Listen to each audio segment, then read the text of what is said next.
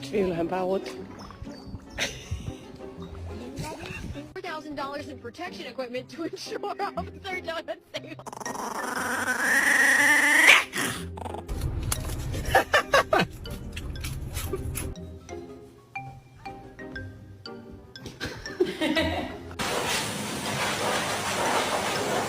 You whisper bark. You go whoop. Yeah, like that. Woof. Good job. That's a better one.